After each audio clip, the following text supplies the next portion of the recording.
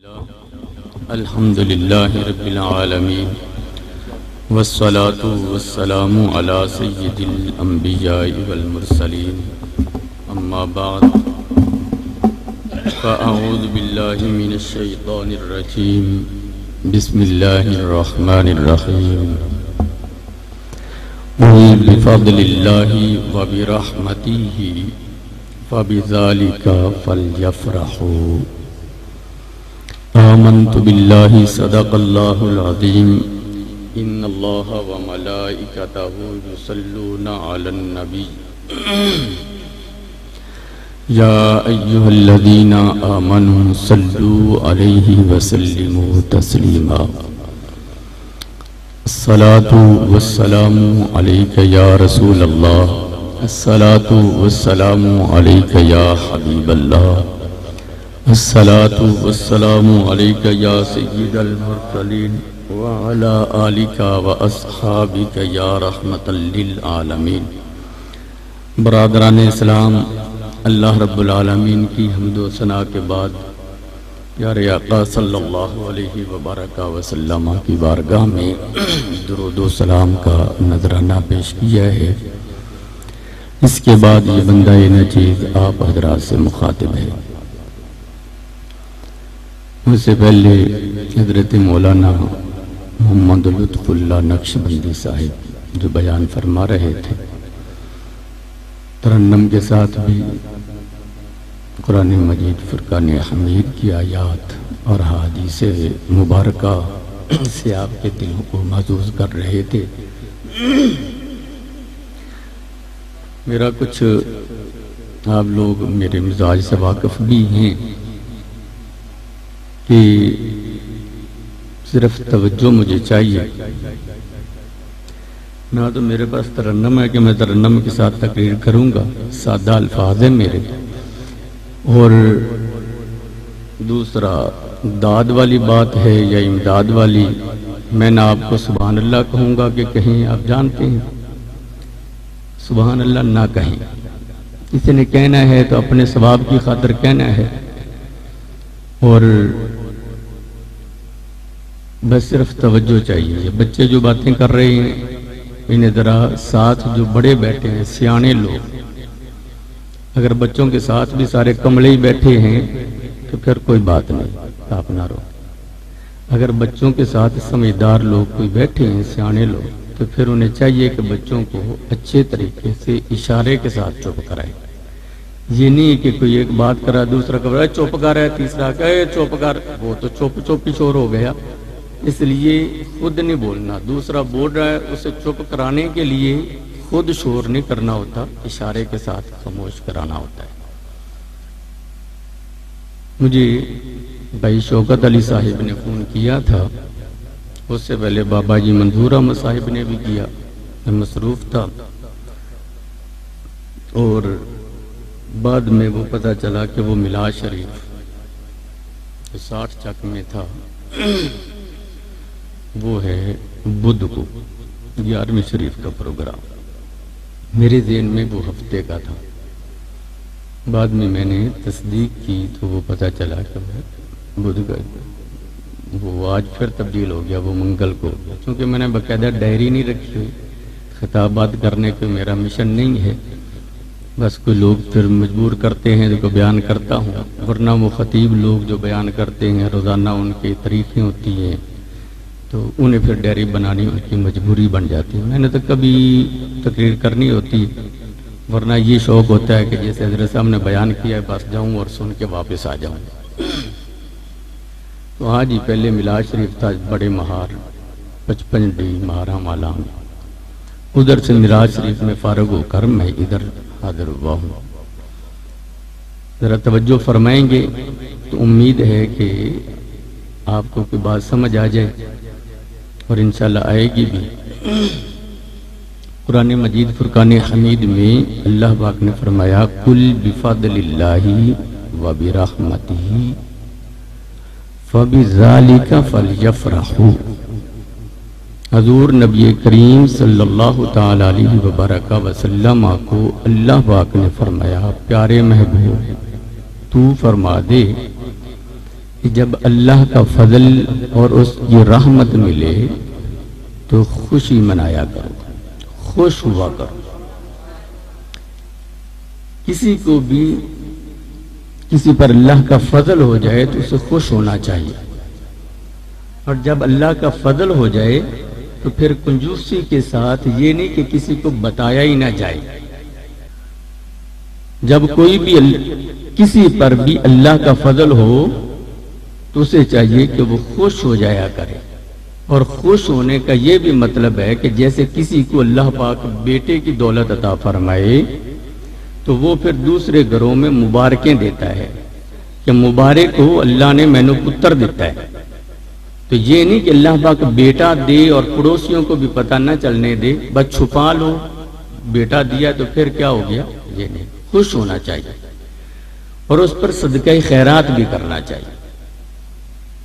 تو جب اللہ کا فضل ہو، کوئی فضل ہو، اور اللہ کی رحمت میسر ہو، کوئی رحمت کسی طرح بھی اللہ پاک کی رحمت ہو جائے تو پھر خوش ہونا چاہیے۔ تو جب اللہ پاک نے سارے فضلوں سے بڑا فضل ذات مصطفیٰ ہمیں عطا کر دیے، تو جب فضل بڑا ہوگا تو پھر ظاہر ہے خوش بھی زیادہ ہونا چاہیے۔ اور جب اللہ نے ساری رحمتوں سے بڑی رحمت وما ارسلناک الا رحمۃ للعالمین، تو وہ صرف رحمت لے کر نہیں آئے بلکہ ان کا سارا وجود رحمت بن کر آیا ہے۔ تو سب سے بڑی رحمت بھی اللہ پاک نے ہمیں عطا کی ہے، سب سے بڑا فضل بھی ہمیں عطا کیا ہے، تو پھر ہمیں خوش بھی تو ساری نعمتوں سے زیادہ اس وقت ہونا چاہیے جب یہ یاد آئے کہ اللہ پاک نے پیارا حبیب ہمیں عطا کیا ہے صلی اللہ علیہ وسلم۔ بعض لوگ اس میں یہ اعتراض کرتے ہیں کہ بھئی یہ جو تم میلاد کرتے ہو یہ کہاں لکھا ہے، یہ کیا طریقہ ہے، کون سا طریقہ ہے؟ یہ علیحدہ عنوانات ہیں۔ حضور کا میلاد ہوا ہے اور حضور پاک صلی اللہ علیہ وبارک وسلم کے میلاد کا جڑا منکر ہو وہ تو مسلمان نہیں رہے گا۔ حضور کے پیدا ہونے کا انکار کون کرے گا؟ اور پیدا ہونے کو ہی میلاد کہتے ہیں۔ حضور کی پیدائش ہوئی ہے نا، ولادت باسعادت ہوئی، حضور آئے ہیں نا، آپ کے آنے کا انکار کون کرے گا؟ اس پر کسی کا کوئی انکار نہیں ہے، کسی بھی مسلک والے کا۔ آگے اختلاف ہوتا ہے یہ کہ نہیں یہ جو تم میلاد مناتے ہو یہ کیا طریقہ ہے، جو تم میلاد کرتے ہو یہ تو کوئی طریقہ نہیں۔ حضور پاک نے کبھی یہ کچھ کیا ہے؟ صحابہ نے کیا ہے، فلاں نے کیا ہے، فلاں نے کیا ہے، ارے بھی کیا ہے سب کچھ تو ہم کر رہے ہیں۔ اگر سرکار نہ کرتے تو ہم کیوں کرتے، صحابہ نہ کرتے تو ہم کیوں کرتے؟ ہمیں کوئی ضرورت نہیں تھی۔ معاملہ یہ ہے کہ ہم جو میلاد کرتے ہیں تو میلاد کرتے کیوں ہیں؟ حضور کی کسی شان کو بھی بیان کر دیتے ہیں، ہم اس محفل کا نام محفل میلاد رکھ لیتے ہیں، اس میں حضور صلی اللہ علیہ وسلم کی نورانیت کا ذکر ہو، حضور صلی اللہ علیہ وسلم کے اختیارات کا ہو، کسی بھی شان کا ہو، علم پاک کا ہو، اس کا نام ہم میلاد رکھ لیتے ہیں کہ حضور اصل مقصد یہ کہ حضور صلی اللہ علیہ وسلم کے آنے کی ہم خوشی کرتے ہیں۔ اور محفل میلاد میں ہوتا کیا ہے؟ علماء سے ہم سنتے ہیں، علماء سے سنتے، بیٹھئے بھی تشریف رکھیے صلی اللہ علیہ وسلم، بیٹھئے بس توجہ چاہیے مجھے۔ ہوتا کیا ہے؟ علماء سے ہم سنتے ہیں کہ حضور پاک صلی اللہ علیہ وسلم کا آپ کی سیرت سنتے ہیں، آپ کی صورت کے بارے میں سنتے ہیں کہ آپ کا چہرہ پاک کیسا تھا، داڑھی پاک کیسی تھی، آپ باتیں کیسے کرتے تھے، آپ گفتگو کا آپ کی انداز کیا تھا، آپ آرام کیسے فرمایا کرتے تھے، روزہ رکھنے کا طریقہ کیا تھا، قرآن پاک کیسے پڑھتے تھے، نماز کیسے پڑھتے تھے۔ یہ سارے معاملات جب علماء سناتے ہیں اور حضور نبی کریم صلی اللہ علیہ وسلم کا حسن بیان کیا جاتا ہے تو ہمارے دل کے اندر حضور صلی اللہ علیہ وسلم کی محبت بڑھ جاتی ہے۔ ہم پھر اپنے ذہن کے اندر زاویہ بناتے ہیں کہ یہ جو حضرت صاحب نے حضور صلی اللہ علیہ وسلم کا حسن بیان کیا ہے کہ حضور صلی اللہ علیہ وسلم کی ناک مبارک اتنی خوبصورت تھی، آنکھیں اتنی خوبصورت تھی، آپ کی گالیں ایسی تھی، آپ کے ہونٹ گلابی کیسے سونے تھے، آپ جب بات کرتے تھے تو منہ سے نور نکلتا تھا جس سے دیواریں روشن ہو جاتی تھی، تو وہ کتنا خوبصورت ہوگا۔ ہم پھر اپنے ذہن میں جتنی صورتیں ہم نے حسن والے دیکھے ہیں کہ فلاں کا بیٹا بڑا خوبصورت، فلاں حضرت صاحب بڑے خوبصورت، فلاں پیر صاحب بڑے خوبصورت، خوبصورت سے خوبصورت نقشہ ہم اپنے ذہن میں بناتے ہیں کہ اللہ کے نبی ایسے خوبصورت ہوں گے، پھر کہتے ہیں نہیں میں نے تو سنا تھا کہ اللہ کے نبی بہت خوبصورت ہیں، یہ جو میں نے نقشہ بنایا ہے یہ اس صورت کے مطابق نہیں بنا، وہ صورت تو اس سے بھی زیادہ خوبصورت ہے۔ جب بھی کوئی بات آپ کسی کی بھی کریں گے تو اس کا آپ کو نقشہ تو بنائیں گے، جس آدمی نے وہ باتیں کی یار وہ کیسا ہوگا جو ایسے باتیں کر رہا تھا۔ ہم میں جو مدینہ پاک اور مکہ مکرمہ گئے ہیں وہ تو گئے ہیں، حضرت مولانا منظور احمد صاحب بھی عمرہ کر کے واپس تشریف لائے، جب ان سے پوچھا ہوگا آپ نے، انہوں نے بتایا ہوگا۔ جنہوں نے نہیں دیکھا وہ بھی خانہ کعبہ کا کوئی نہ کوئی نقش تو اپنے ذہن میں بنا کے بیٹھے ہیں نا کہ خانہ کعبہ ایسا ہوگا، لوگ وہاں جا کے ایسے طواف کرتے ہیں، مدینہ پاک ایسا ہوگا، روضہ انور ایسا ہوگا، کوئی نہ کوئی اس نے تصور تو بنایا ہوا ہے۔ یہ علیحدہ بات ہے کہ جو ہم نے تصور بنایا ہے جب ہم ادھر جاتے ہیں پھر کہتے ہیں میں نے تو بڑا سونا نقشہ بنایا تھا، روضہ رسول پر آیا ہوں تو یہ تو اس سے بھی زیادہ سونا ہے۔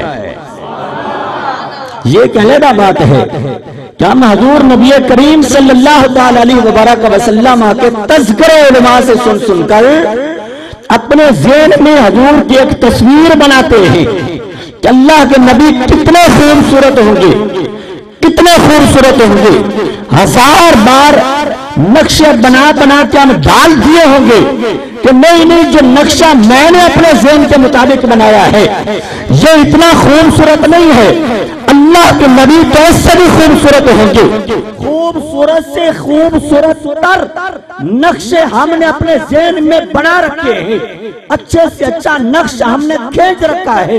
یہ دوسری بات ہے کہ اگر دنیا میں ہو جائے خواب میں زیارت تو سبحان اللہ، ورنہ جب قبر میں جائیں گے مصطفیٰ کریم کی زیارت ہوگی تو ہم کہیں گے میں نے تو بڑا سونا نقشہ بنایا تھا، میرے مصطفیٰ تو اس سے بھی زیادہ خوبصورت ہے۔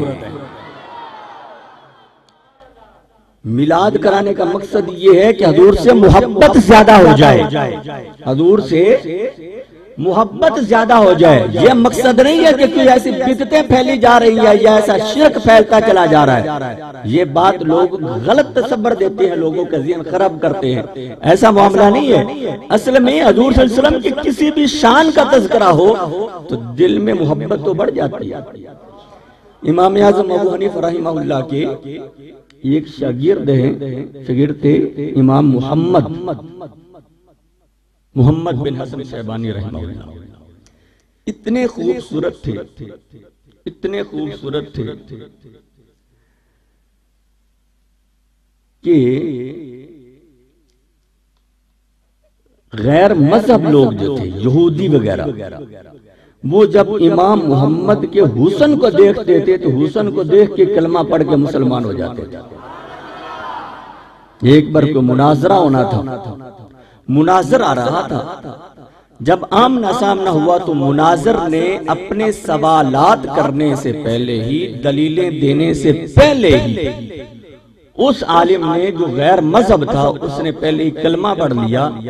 تو لوگوں نے کہا کلمہ کیسے پڑھ لیا ہے، مناظرہ کرتا کوئی وہ پختہ دلیل دیتے، تیری دلیل کا رد کرتے تو پھر آگے تو ان کی دلیل کا رد کرتا، یہ معاملہ ہوتا تو سمجھتا کہ یہ ہم سے بڑا عالم ہے، تو پھر تو کلمہ پڑھتا اسلام پر آتا۔ اس نے کہا میں نے ان کا چہرہ دیکھا ہے اور چہرہ دیکھ کر میرے دل نے گواہی دی ہے کہ جن کا چھوٹا محمد اتنا سونا ہے ان کا بڑا محمد کتنا سونا ہوگا۔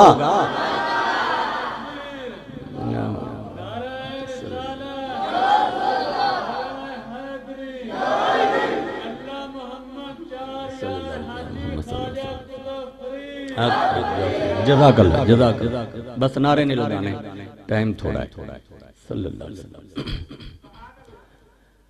جزاک اللہ۔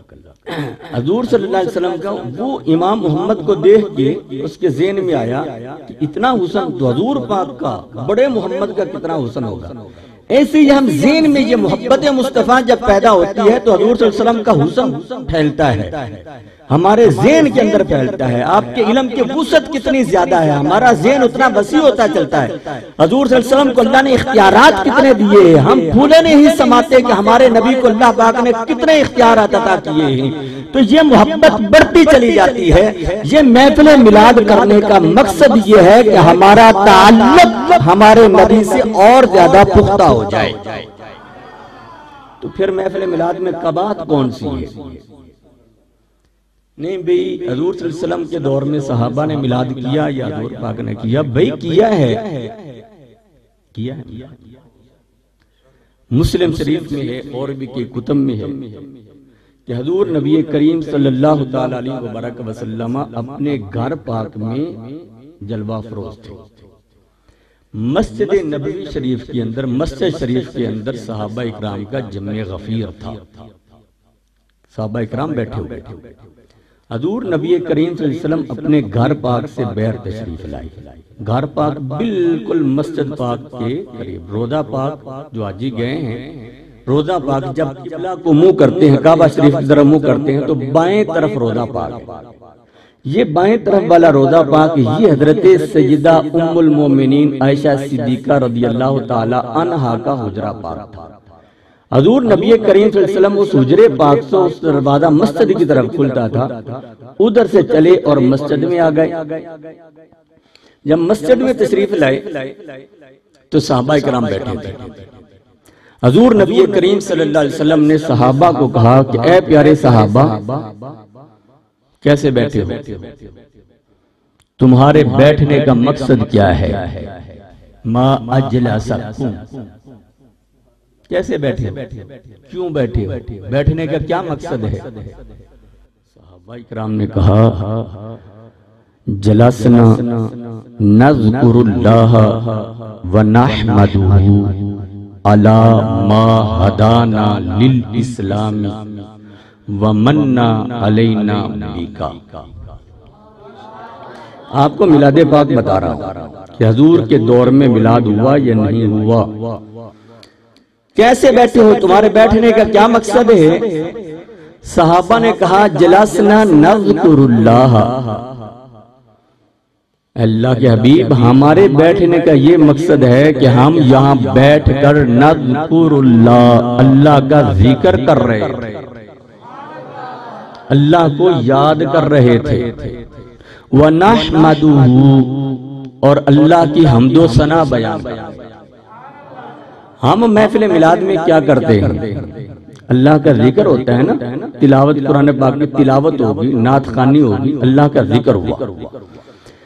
نذکر اللہ ونحمدہ علی ما ہدانا للاسلام، اے یا رسول اللہ ہم یہاں بیٹھے تھے اس لیے کہ بیٹھ کر ہم سارے اللہ کا ذکر کر رہے تھے، اللہ کی حمد و ثنا بیان کر رہے تھے اور شکریہ ادا کر رہے تھے اس بات پر کہ اللہ پاک نے ہمیں اسلام کی ہدایت عطا فرمائی۔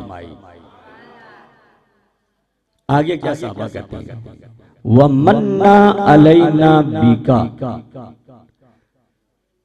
اور یہ کہ آپ کو بھیج کر اللہ نے ہم پر بہت بڑا احسان کیا ہے۔ حضور کو بھیج کر اللہ نے احسان کیا ہے۔ یہ کون کہہ رہے ہیں؟ صحابہ حضور کے سامنے حضور صلی اللہ علیہ وسلم کے سوالوں پر جواب دے رہے ہیں، سوال پر جواب دے رہے ہیں کہ کیوں بیٹھے تھے؟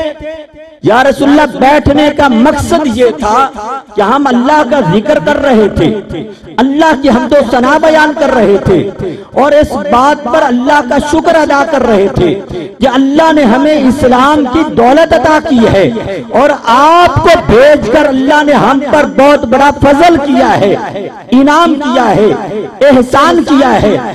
حضور کو کہا ہم تو اس لیے بیٹھے تھے۔ حضور صلی اللہ علیہ وسلم نے فرمایا اس سے واسطے بیٹھے ہیں؟ جی یا رسول اللہ اس سے واسطے بیٹھے ہیں۔ حضور نے فرمایا اگر اس سے واسطے بیٹھے ہیں تو مڑ قسم چک کے مینوں دسو بھی ایویں بیٹھے ہیں اس سے واسطے بیٹھے، قسم چک کے دسو۔ صحابہ نے کہا یا رسول اللہ اللہ دی قسم ساڈے بمن دا مقصد ہی ہویا جڑا اسی تانوں دسیا ہے کہ ساڈے بمن دا مقصد اللہ دی قسم ہے کہ اسی اللہ دا ذکر کر رہے تھے، ان دی حمد و ثنا بیان کر رہے سی اور ان دا شکر ادا کر رہے سی کہ تانوں بھیج کے اللہ پاک نے ساڈے تے احسان کیتا ہے۔ اب یہ ایک بات ذہن میں آ رہی ہے کہ بعض لوگ کہیں گے اس کا یہ مطلب ہے کہ ثابت یہ تو ہو گیا نا کہ حضور کو علم غیب نہیں تھا۔ جو صحابہ کو کہا کیوں بیٹھے تھے، آگے قسم لی جا رہی، حلف لیا جا رہا ہے، اس کا یہ مطلب ہے کہ حضور کو غیب کا علم نہیں۔ بھئی یہ بھی ایک عجیب بات ہے۔ بھئی حضور ان سے پوچھ رہے ہیں، قسم لے رہے ہیں، یہاں علم غیب کی نفی نہیں ہے، مقصد کوئی اور ہے، ورنہ حضور نبی کریم صلی اللہ علیہ وبرکہ وسلم کے بارے میں تو صحیح بخاری میں ہے کہ آپ صلی اللہ علیہ وسلم کی بارگاہ میں ایک صحابیہ اعظم، وہ صحابیہ کہتی ہیں یا رسول اللہ صلی اللہ علیہ وسلم میرا بیٹا حارثہ فوت ہو گیا، اور فوت ہونے کا مقصد جو ہے، فوت ہونے کی وجہ وہ بعض لوگ کہتے ہیں کہ دشمن کے تیر کی وجہ سے وہ فوت ہوئے ہیں یعنی شہادت کا رتبہ پا گیا، بعض کہتے ہیں کہ اپنی طبی موت ہی فوت ہو گئے ہیں۔ اب مجھے نہیں معلوم کہ وہ فوت کیسے ہیں، شہادت کا رتبہ پایا ہے یا ویسے فوت ہو گئے ہیں، آپ بتائیں یا رسول اللہ کہ میرا بیٹا کہاں ہے؟ فوت ہو گئے، فوت ہونے کے بعد جنازہ پڑھا گیا، قبر میں دفن کر دیا گیا۔ اب اس صحابی کی امی جان ام حارثہ کہتی ہیں یا رسول اللہ بتائیے میرا بیٹا حارثہ کہاں ہے، وہ جنت میں گیا ہے یا نہیں گیا؟ اگر وہ جنت میں گیا ہے تو پھر تو میں صبر شکر کرتی ہوں، اور اگر وہ جنت میں نہیں گیا تو پھر میں دل بھر کے رو تو روں، اپنے دل کا بوجھ تو ہلکا کر لوں۔ تو پھر آپ بتائیے کہ میرا بیٹا کہاں ہے؟ میں پوچھتا ہوں کہ یہ جنت میں حارثہ گئے ہیں یا نہیں گئے؟ کیا یہ غیب کی بات نہیں ہے؟ اگر یہ غیب کی بات ہے تو پھر صحابہ کو نہیں پتا تھا، صحابہ کو زیادہ پتا تھا، یا آج کے مولوی صاحب کو زیادہ پتا ہے کہ نبی غیب کا علم جانتے ہیں یا نہیں؟ صحابہ نے غیب کی خبریں پوچھنی ہوتی تھی تو وہ دربار مصطفیٰ میں حاضر ہوتے تھے کہ یا رسول اللہ دنیا کی غیب کی بات نہیں پوچھ رہی، میں تو پوچھ رہی ہوں جنت کی خبریں، کہ بتائیے میرا بیٹا جنت میں گیا ہے کہ نہیں؟ حضور نے فرمایا کہ ام حارثہ کس جنت کی بات کرتی ہے؟ اللہ کی کوئی ایک جنت نہیں ہے کہ تجھے بتا دیا جائے کہ تیرا بیٹا جنت میں ہے یا نہیں ہے۔ فرمایا ان ابنکی اصحاب الفردوس الاعلی، اے ام حارثہ تیرا بیٹا جس جنت میں گیا ہے نا وہ ساری جنتوں میں سے اعلیٰ جنت جنت الفردوس میں سیر کر رہا ہے۔